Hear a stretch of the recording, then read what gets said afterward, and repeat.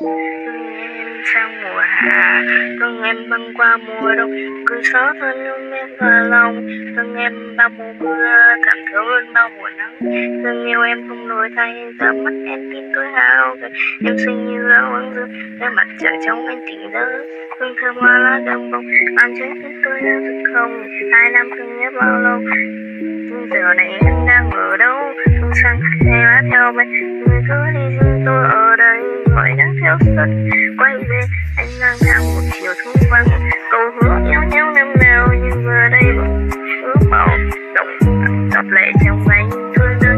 Sao em vội vàng bước đi tình tan vỡ, em buông đôi tay theo thủy thủy hồi ức xưa kia ơi đây. Con mưa chẳng còn kia nắng, em có biết anh nơi này không một ai quan tâm ngỡ lại.